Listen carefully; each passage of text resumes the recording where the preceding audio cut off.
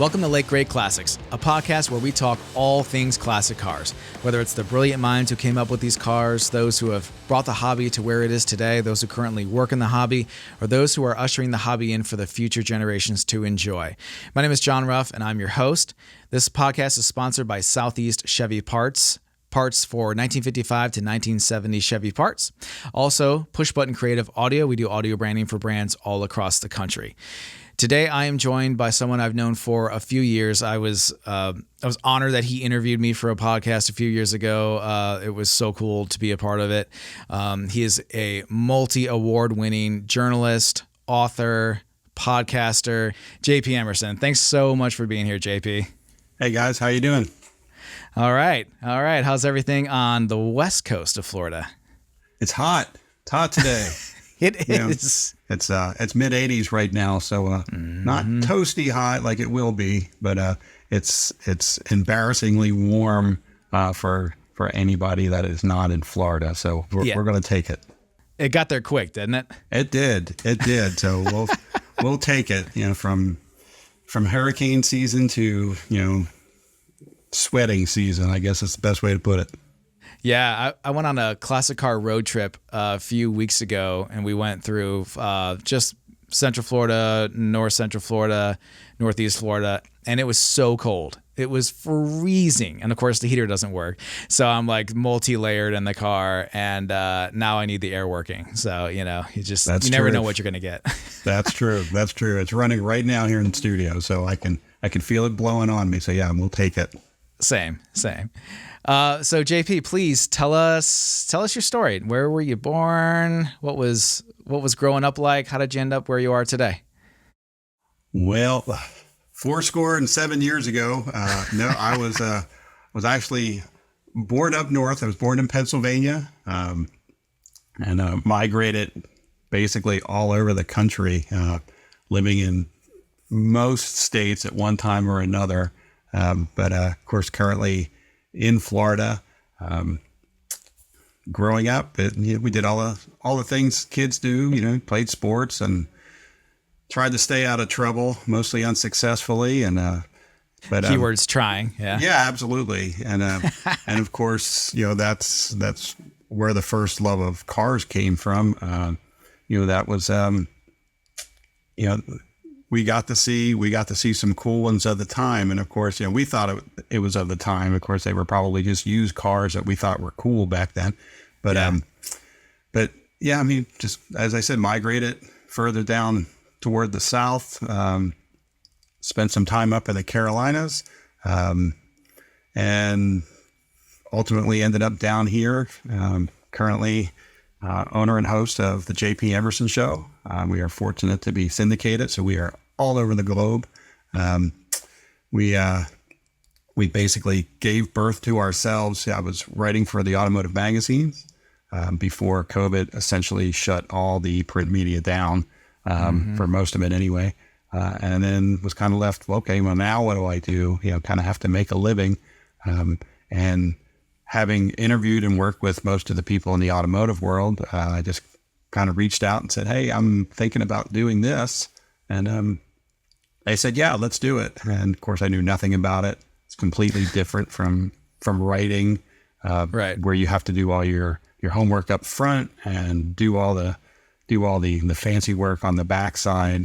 This way, you basically have to do your interview, wing it, fake it till you make it, I think was the phrase I was told down at the beginning. And and now, like I said, we're all over the place. And I recently, picked back up writing for some of the publications. I don't even think you can call it publications anymore because they're really not publishing anything except on the internet. Modern day publications. Yeah, exactly. Yeah. And so I recently picked that back up, and we're going strong. We are extremely busy. This is our 5th season with the show. We've had some great success with it, and as because we run into each other over at Mecum Auto Auctions in Kissimmee. We work with Kissimmee, some other fine folks, and we're very proud of those partnerships. Yeah. So does it feel good to be writing again? Like, going from being a podcaster to writing it out again? I think, yeah, it does. you can do something totally different when you're writing an article. And I'm not talking about writing a tech article that you would read in a magazine. They're more, let's talk about it's more about the individual and their story with their car or truck or bike sprinkled in than, let's mention the name of the owner and then write, 1,000 words about what they did, to their automobile or bike or boat or whatever the case may be. Right. So it's a little more intimate than that. You get to know the person, much like we do on our show. And, those things, one thing leads to another. And it's kind of, I enjoy both sides of it. You're still having a conversation with somebody, only you just don't know who's reading your article at the time. Yeah, for sure. Well, I know that, FLA Car Shows had put out one of your articles and I read it and I was like, oh man, he totally gets the classic car world and why we love classic cars. And I just remember that article just really you knew exactly what I was thinking and feeling, and it was just so great. And that's how I contacted you and, those years ago. And so I totally, I can see where you're coming from when you're able to write those things and get it out there. So going back to growing up and coming down from Pennsylvania. So along those lines, you turned 16 and had your first car. What was your first car? It was a Ford Mustang, a 65 Ford Mustang. Nice. I want to preface that by, it wasn't about the car that I was buying. It was 100% about what was close by, what I could afford, and what I can basically drive around. We went through, I think now they call them the auto traders or whatever, back when they printed those things out. And I would flip through those things and see what was out there. And sure enough, I found a 65 Mustang that was a V8. It was probably 4 miles from where I was living, which was great because I could bum a ride to go over and take a look at it. And took it for a ride and, didn't even have to haggle on a price. I mean, I will say it was long enough ago that it didn't put you out too much money. In fact, it put me out less than probably most people pay in rent today. Wow. So, yeah, that was my first one. What color was it? It was blue. It was blue. Yeah. It, nothing special about it. It was a V8. I can't tell you how many times I ran through that engine and had it rebuilt and, all the things that you did back then to make it your own. But yeah, it was a blue V8 and, it served me well. So it took me every place I needed to go and some places I shouldn't have gone. Exactly. Well, that's what cars are for, right? That's right. Was it a stick or automatic? It was an automatic. Again, it's just what was there, and funny story about that is probably a week or two after I had purchased that car, there was again, this goes back a little ways. There was a Stingray that was for sale. They used to sell them in the gas stations. You just pull in the gas station and park it there and put a for sale sign on it. There was Nice. a Stingray there, which at the time I couldn't afford anyway. But I'm trying to remember what the other one was, but I could have had them all, but I stuck with what I got, and I loved that car, and then drove the wheels off it literally a couple times. Now, if you could get it back today, would you? I would, but just for nostalgia type, Sure. I mean, it's, there were so many of them made and I could go out and probably buy one that's virtually identical to it. But, it was, I would snag it and enjoy it, but, it served its purpose well. I handed it off to somebody who wanted one just as bad as I did, which is why, I saw it in their eyes. And Right. And I know they enjoyed it as well. So I still have the window sticker from my dad's 67 Corvette, and I would just love to even know if it's still around or if somebody wrapped it around a telephone pole at one point. You know what I mean? Because that was like between his 59 Impala and the 67 Corvette, like those were the two cars, you know? Yeah. And to have the VIN, and I'm sure I could find a Corvette website or something and run that VIN and see if it's still available and see if it's who's got it and if it's still around. Yeah, it's probably, I'm sure somebody's got access to that information. So especially, a Corvette, there's a little better chance that somebody documented what they had at the time. But rather than just taking a picture in a school parking lot and said, this was my dad's car. But it's probably still out there. Probably can't afford it now, but it's probably still out there. Correct. Yeah. Because that's the one. Yeah. So obviously your Mustang was like the sentimental car. It was your first one. How long did you have it, by the way? Oh, wow. Probably at least a dozen years. Really? That's a long time for a first car. Yeah. That was it. I mean, it ran, like I said, I rebuilt the engine twice, so it ran great. So there was no sense in paying money for another one. And of course, they were popular, everybody, whether it's a Mustang or Mopar or whatever it was, everybody wanted those at those time. And they were simply just a used car. Yeah. Yeah. No one really knew that they would become what they are today. Right. Right. That's right. So what was the next one? Oh, well, I went through a couple of Mustangs. Had a Hearst Olds with the lightning shifters. I don't know. And what are those? Just so the audience Those are that's probably those are from the 80s, and it would have the 3 shifters on the floor. I thought it was cool. It really didn't do much of anything, but it looked cool. It had the T-tops. It was all black. So there's been such a train of automobiles. I mean, but yeah, that was a cool one. Had an old. Is that an Olds only deal? Like, did any other manufacturer have that? No, I think that's an Olds only on that. Wow. So, and then I had the tanks too. The old Delta 88 that were designed to keep you alive. But of course, you can rope that thing into a tree and it bounces off. Right. But a couple of those, couple of Monte Carlos.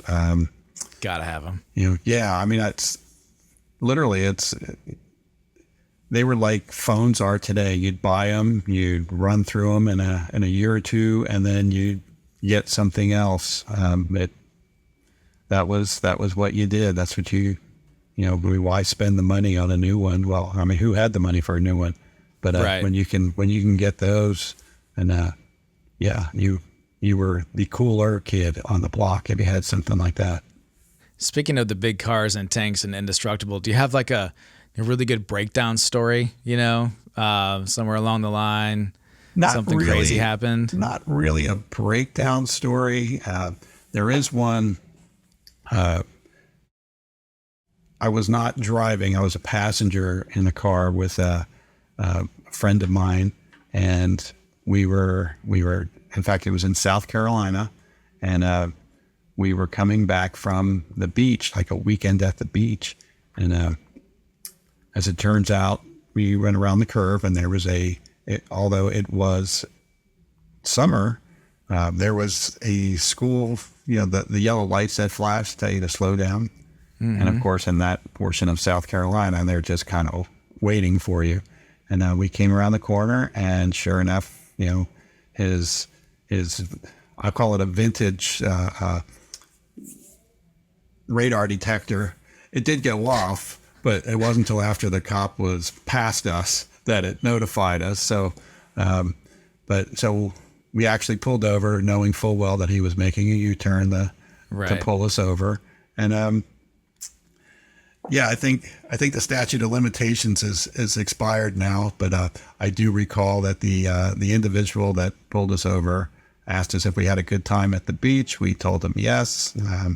They asked if we had any cash remaining, and we told them a little. And he promptly took that from us. Wow. And then proceeded to hand the driver a ticket and send us on our way. So he got Still paid got a and the ticket? state got paid. Sure did. Yep. Oh Yep. my God. So not really a breakdown story, but yeah, that was one of them. So it was. That's something I've only seen on TV shows, man. That's crazy. It truly happened. It truly happened. So really, the typical mirror shades on the police officer with the big hat, and he sure did. So I mean, what were we gonna do? We were young and stupid. Yeah, I mean, you got no choice at that point. Yeah, that's right. That's an interesting one for sure. I've never heard that one before. Yep. So you've had some cool cars over the years. I mean, is there a dream classic that if you could, you'd get it? Or top three? That's kind of like, that would be difficult. Of course, I like the Hemi Cudas. I like a nice, vintage, Stingray or Corvette. Of course, I can't say I'm particularly just partial to Mustangs, but of course that's what I grew up on. So sure, a Mustang. But I mean, I would throw in there, I like the trucks too. I mean, there's, you can't really just pick one. I mean, it's just, if I had to do top three, I'd say, a Mopar, probably a Stingray or something similar, and some type of Mustang, and in any order. Yeah, and it's interesting to me because, kind of like what you said with cars, like when you're growing up and you see them every day, they're just kind of throwaway, right? Mm-hmm. And then as you get older, and then you kind of see them and they're getting restored, or they're unrestored and they look fantastic, and you're like, oh man, yeah, that was kind of a cool design. And so starting to see that now with like the square bodies are so popular, square body pickup trucks. Some of the 80s cars are starting to come into their own. That era of collector is starting to, just pick up some steam, and it's really cool to kind of see that happen. Are you noticing that, like, from the era where the cars were just throwaways for you, and now they're kind of just coming around? Well, I think if you're looking, I think it's cyclical.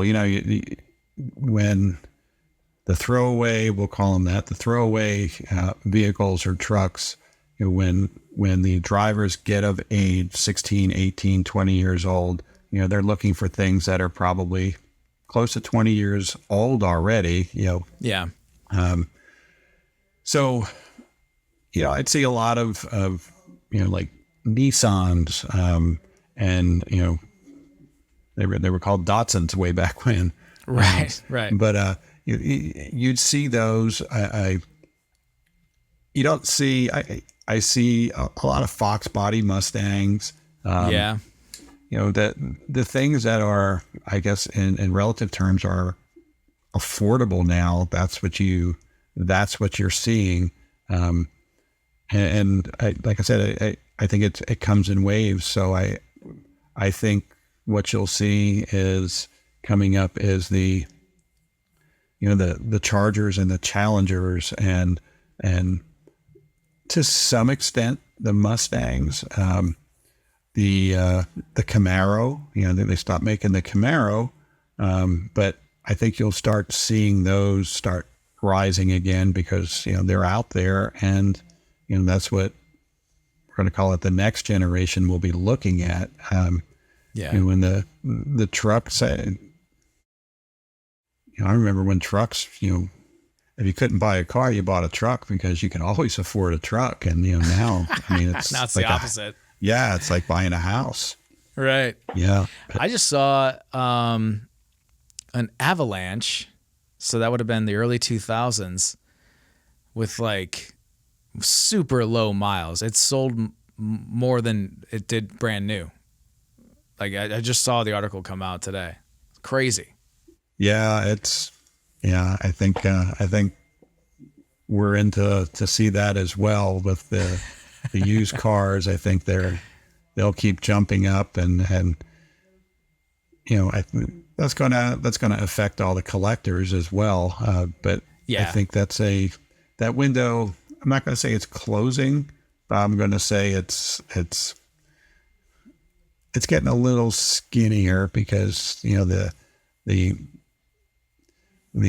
population that has that income now that they can purchase those things, their kids are grown and gone, or they own their homes, or they're nearing retirement age.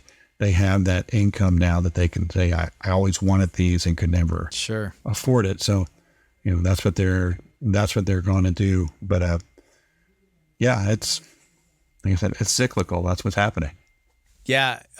So in college, I had an '89 Honda CRX SI 5-speed, and I just saw one sold at Mecum here in Kissimmee. It was like, I don't know, 30 grand or something like that. It was bananas. And I think I sold mine for 3,500, which at the time was crazy. Sure. I sold it to a mechanic who worked on Terry Labonte's race car in NASCAR. Mm-hmm. He goes, if you can drive it up here, I'll give you full price. I was like, I'll see you in 2 days. But that's like, for me, I would never go seek that car out. You know what I mean? It's just, right. It was what it was at the time, and I'll look at it and I'll be like, oh yeah, I had that car, but I'll never go seek that out, except for the fact that they're so small. You could probably stack about 15 of them in your garage if you wanted to. That's nice. You went small. I remember a road trip in the back of an RX-7 where I had to lean over because your head was hitting that that big piece of glass in the back, and that's they say, oh yeah, you can fit 4, but I think only the 2 in the front could actually breathe. The ones in the back, you don't want to take a long road trip in one of those. Yeah, they didn't say anything about comfort. They just said you could fit 4, right? That's right. Yeah, yeah.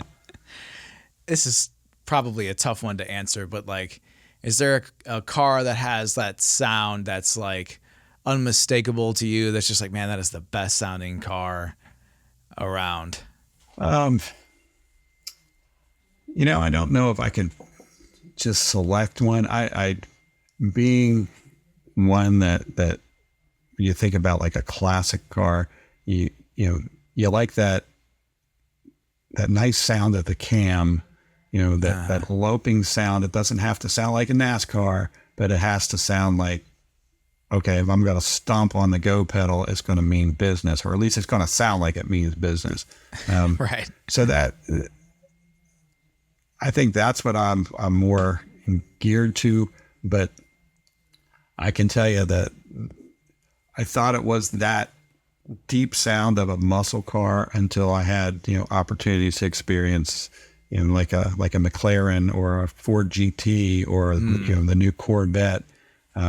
They all have individual sounds, and every one of them it just kind of is like, I know exactly what that car is now just by hearing the sound of it. So, those are a lot of fun too. I was just at the Rolex 24 and in the GT class, when the Ferraris came around, they had something in the aerodynamics of the car. It sounded like a TIE fighter from Star Wars. It was just the coolest thing. I mean, I love the V8s of the Mustangs and the Corvettes, but it was just so neat to hear that thing coming, because I mean, you knew every time when you heard it, they were on the way. Right. That was pretty neat. It was very distinguishable. Yeah. Oh yeah, that's for sure. That's for you. Yeah. The poor man's way is to put one of those little. I don't know. Do you remember they said it would chase away deer if you put it on the front bumper, and it would make like this whistling sound on the front. We don't have many deer problems down here in Florida, but no. Yeah, you can do that too. It's kind of like putting the old playing cards in the spokes of your bicycle. Right. It's but that's right. Hey, whatever it takes, right? Yeah, well, I had a Tacoma that I screwed the front end of it up, but I was able to get it positioned back, but I was never like the integrity of it I'd screwed up. And so every time you got above about 75 miles an hour, it would just start whistling. Oh, it drove me crazy.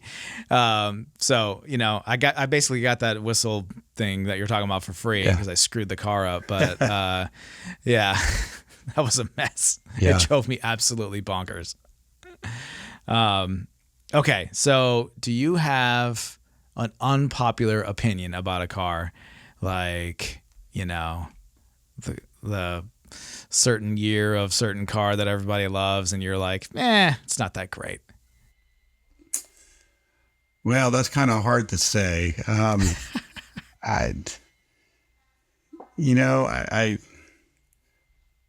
That's a tough question. I don't really know that I have one of those. I think I have more of an opinion of what people think things are worth. Good call. Yeah. You know, I like them. I like all the cars. See, some of them just aren't for me, but you know, I think they all have a place. But you know, if your question's about what they're worth, you know, that's a sticky wicket. You know, it's worth, you know, what someone's willing to pay for it, as I say, which is kind of a cop out answer. But no, you know, you're right though. It's but you know, I think the thing is when you see things on television versus seeing it at, you know, Bob's Used Cars down at the corner, it's, you know, why is this car on television worth $100,000 and this one down here is, you know, this one's $12,000, although they're going to try to sell it for $100 because it's only worth $12. But yeah, I think, you know, that you see those things and it inflates things quite a bit. And then, you know, you think you have something that, and you have something that's worth something to you, but maybe it's not worth something to the next person. So it falls back to that, you know, what they're willing to pay. That's really what it's worth. And that's really the end of the story. For sure. I remember, I had a 59 Bel Air and I just moved. I'd moved from one house to another here in town. And I was like, you know, I'm just going to get rid of it because, you know, I was unsure about, you know, how things were going to go or whatever.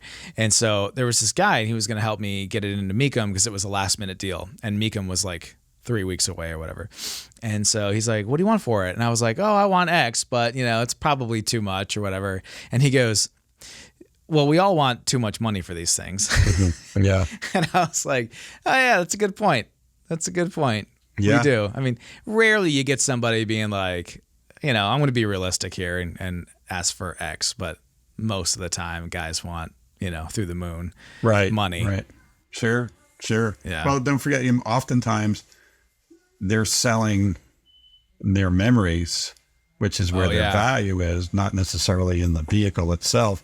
Whereas often you have, you know, like a broker or somebody that's 100%, they have no investment other than monetary in a vehicle. So that's what they're trying to capitalize on. But, you know, I think I wrote a story about this, you know, you can't buy our memories. So, and yeah, you know, don't ask somebody to invest in yours. So, you know, I was thinking about it the other day because, you know, I've got cars in my shop and I'm like, you know, and I look at them and I think, okay, there's no way I'm getting rid of that one because of X, and there's no way I'm getting rid of that. And now I look at the other ones and like, you know, I like them and I enjoy them, but I'd be fine to let them go, you know? Mm-hmm. But the ones that have those memories and like, you're right. Like I'm just not letting them go.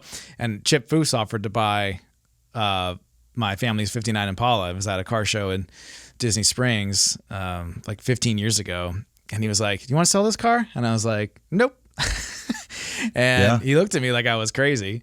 And then someone asked me, they're like, well, did you ask him what he would pay? I said, I didn't want to know. I didn't even want to know. I just said no and moved along. So, yeah. So you can't buy memories. So, you know, It's like when people say, hey, if I had that car, I would drive the wheels off and I wouldn't put it away. I wouldn't do these things.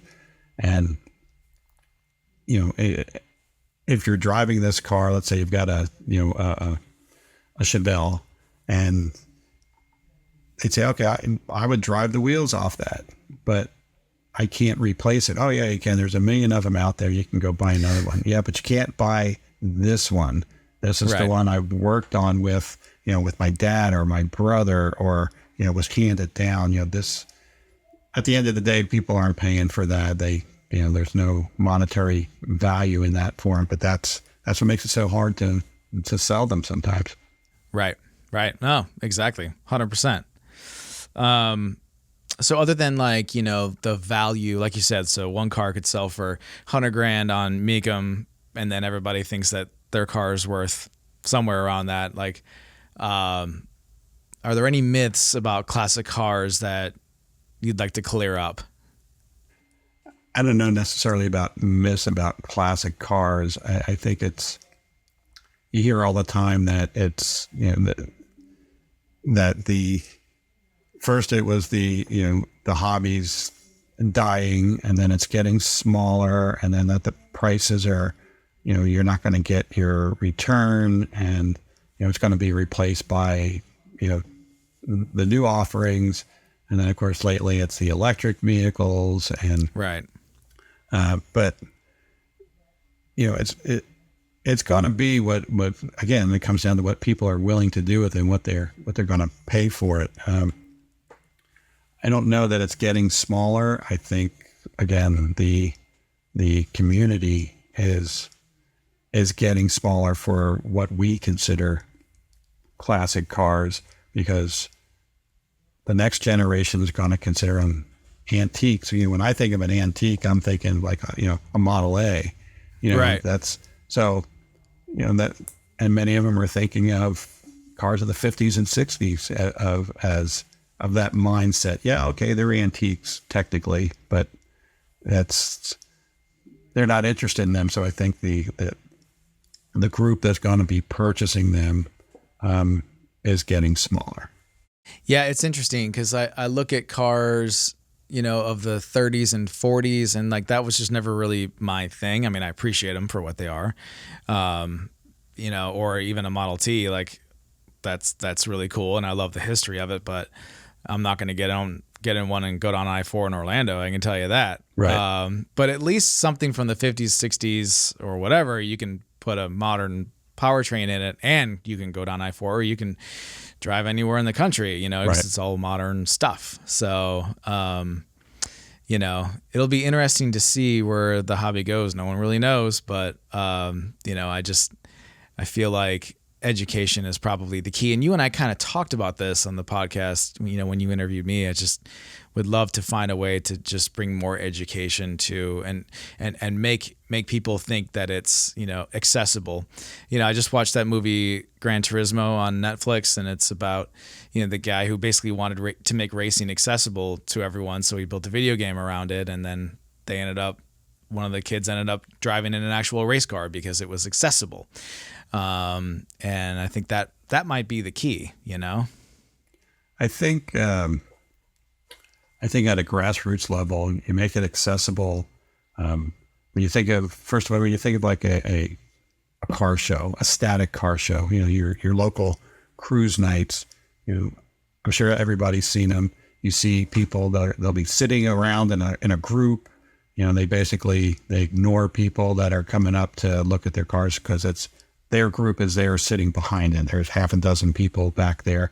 And, if you engage with people that come up and talk to you about the car, ask a question about the car, and in retrospect, you have to engage others too. You can't look at the guy that, and we hear this all the time, this person looks like they just bought their Hellcat or Mustang or Corvette off the lot last week, and now they're sitting in a car show. Why are they there? They're there for the same reason you are. You're proud of what you have. Yeah. And maybe they didn't wrench on it. Well, heck, half the people that have the cars don't wrench on them. I mean, they bought them that way. But go up and engage with them and talk to them and get to know why are they interested. And, before you know it, especially if you're in a club, if you're at a Chevy club, go find a newer Chevy club, where they're not just out doing poker runs and riding to state parks on a Saturday. Invite them or go with them. Ask if you can join them. Get to know that group. Start at your own backyard. Get to know that group. You'll find that you have a lot more in common than you think. And that's what I think we need to do to continue to grow it. Don't count anybody out. You were the newbie one time as well. So right. Yeah, to go be the bigger person. Go start it yourself. Don't wait on them to come talk to you. Yeah. So that's what you think the hobby needs today is just, branching out and maybe getting out of your comfort zone, talking more to other people, a little more networking. Well, I think when you come down to it, the hobby is the people that are buying the cars. It's not the manufacturers. It's the people that are involved in it. And, the cars can't talk to each other. Well, I guess technically they can now, but, but they can't have a conversation. So, yeah, I mean, you got to do a little more than just sit on a chair that you keep in the trunk of your car, at an event. You got to do something because, certainly not saying that it's dying. I think it's very much alive and well. I think it's the interaction and the people that's the biggest obstacle. Yeah. Yeah. I kind of want to switch gears and I want to, if it's cool with you, I'd like to talk a little bit about your podcast. Sure. So, as I run a creative audio company here in Central Florida, and we saw podcasts take off around COVID. And like you said, it was around COVID where you were like, I'm going to start this podcast and see where it went. What was the biggest thing that kind of opened your eyes about podcasting? Was it, the prep that went into it, the scheduling the guests, or how to keep the conversations going, or the editing, or the promoting of it? What kind of took you back? Honestly, I wasn't expecting much of anything to begin with. I knew what I was doing when I was writing. I knew what kind of audience I had. I knew how many page views, I think that's what they call them now with the computer. But I knew how much of that was going around because I had emails constantly, people sharing information about their cars or their stories or whatever. So I knew that was going well. I had no idea how this was going to go. Are you screaming into the abyss or is somebody actually listening? Right. And again, at that time it was, right, how do I do this? Again, literally on a shoestring budget because, with COVID, your income's gone. It's what are you going to do? And how long are you going to try this out for? And how long should this show be? And what do people want to listen to? So, I listened to a few other ones that interest me to see what was going on. What were some of those? Well, I don't remember the names, but I mean, one of the things I recall was, I'm guilty of this a little bit, but our show's more conversational. It's the same question over and over and over to the same people. And most of the time they're talking about the car itself. And again, I just said, that cars don't talk, the people do. So, the biggest thing that I got out of it was, do I want to know this person? If I see them at a car show or an event or an auction or a race, would I know them? Would I go up and either introduce myself or say hello? Would I be able to, say, hey, how's your wife? How's your kids? How's your husband? How's your dog? Show me this car you were telling me about. More like the old friend rather than the guy that you spent, 45 minutes to an hour talking to. And I can't say taken aback. I think I was more taken aback at how positively it was received. And it certainly didn't do it overnight. But, No. you know, I remember the very first couple of shows. It's like, hey, how many people are listening? It's like, you didn't even register, nothing even showed up. So, right. But, yeah, over time, you do these things and the one thing is everybody wants to talk about themselves. They have no problem talking about themselves. It's natural. So you just have to guide them and say, this is what I want to talk to you about, and let them do it. Not interrupt them, let them talk, and they'll share a lot of stuff with you, but, yeah, it's going pretty nuts. Yeah. So when did it start to take the turn from not registering to getting some traction to being where you are today? Probably the better part of a year. I mean, it did okay. Just when you interviewed me, right? That one. Yeah, that's it. Right? I went nuts. That was the biggest one. I figured. Yeah. I'm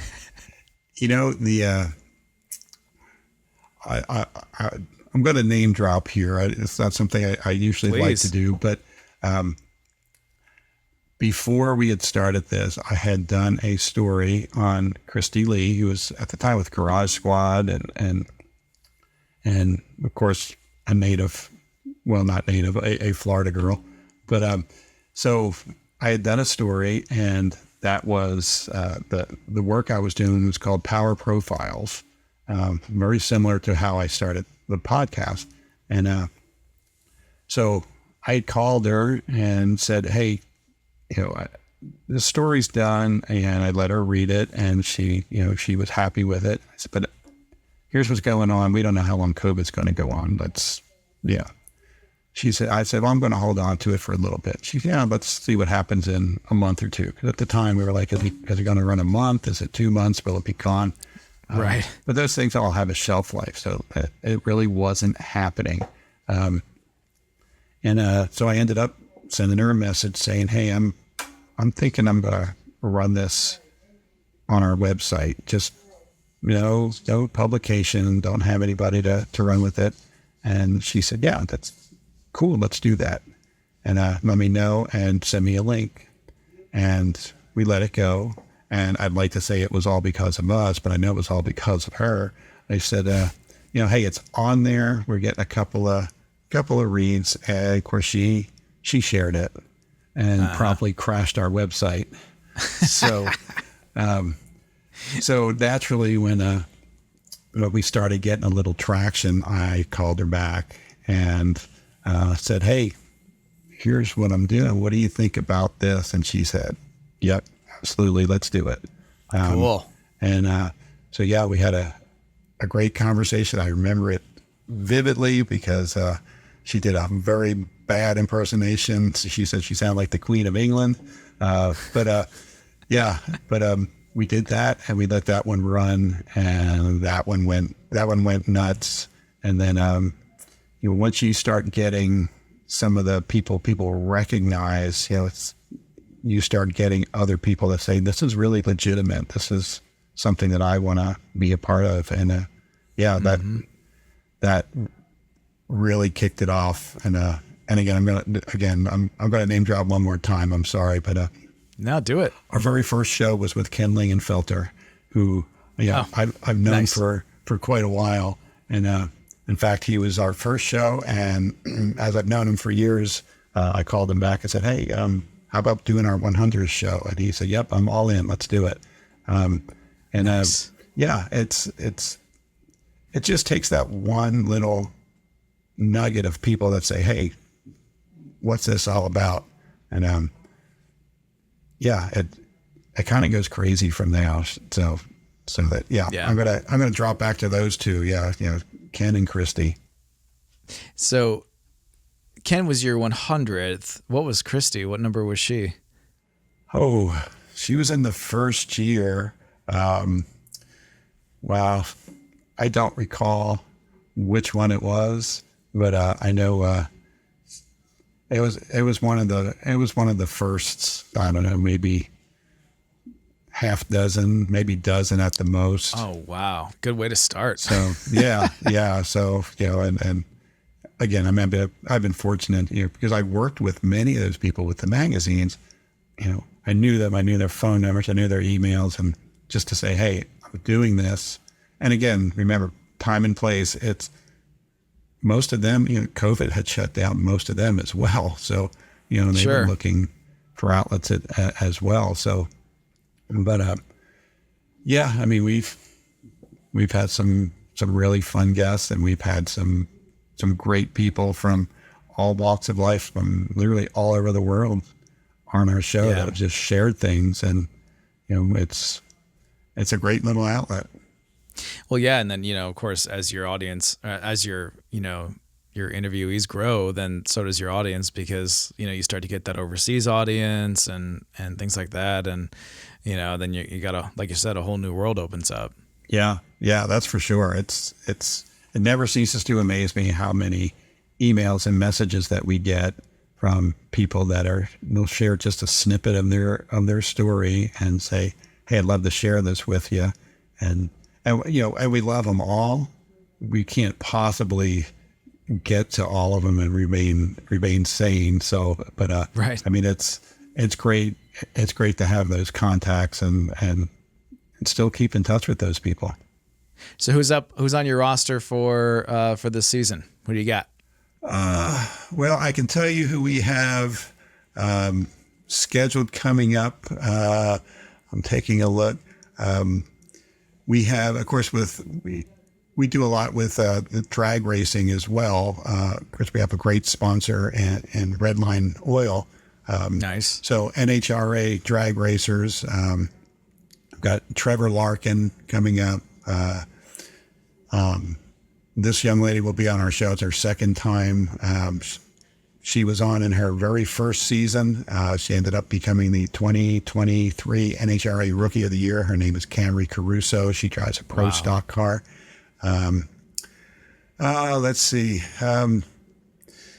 We have, I'm trying to see all the ones we have. We have a dirt sprint car racer coming up out of Ohio, a young lady. Coming up, we have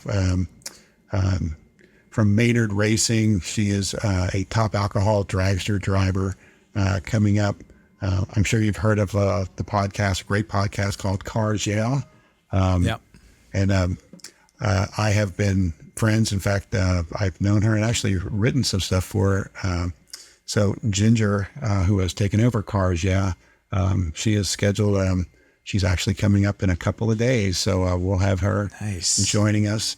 It's an ever evolving list of people, but it's a juggle, as I'm sure your production knows. It's a juggle to fit their schedules with our schedules, and of course have things coming up that you want to get on in time. And of course, when you have sponsors, you want to support them as well. So if they have something coming up, we want to do what we can to support them as well. So, an old friend of ours, one of the very first people that supported us, was with Carlisle Events.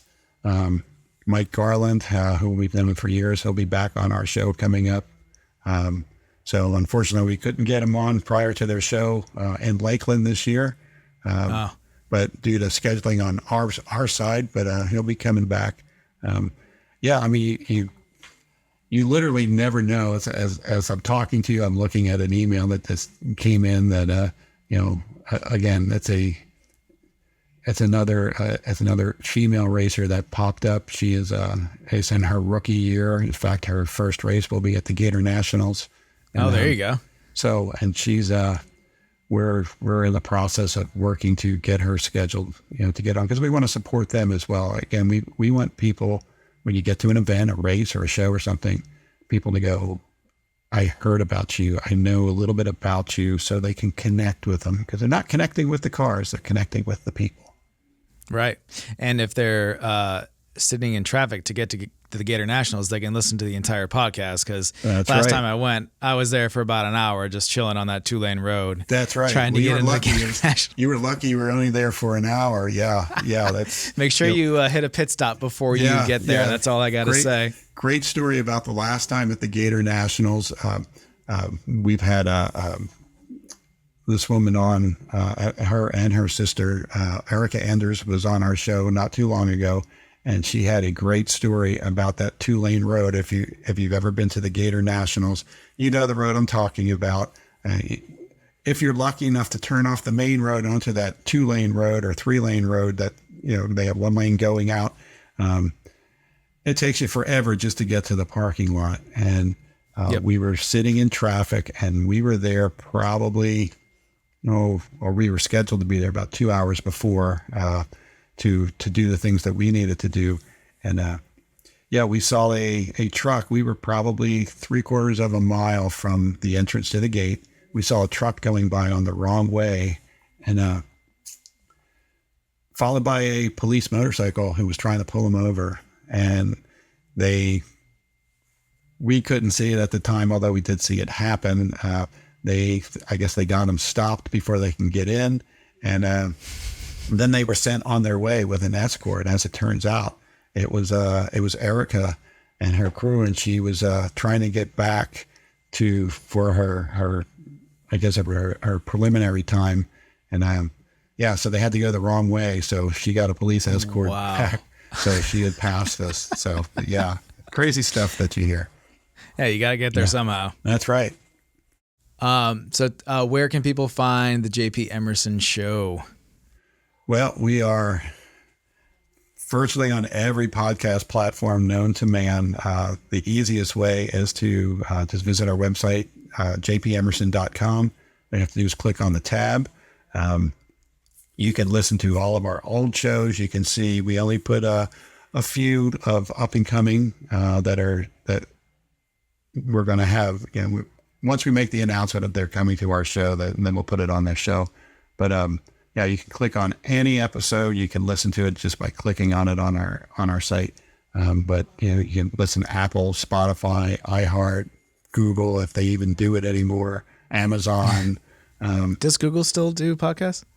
Yeah, I think they stopped it, but it was on there. And of course, if you're out of the country, we are all over the place out of the country. And interestingly enough, I think it translates it. So, because I know, we've got people, in France and Sweden and Switzerland and Germany. We get them from all over the place. So, and again, I'd love to tell you how that happens, but I don't know.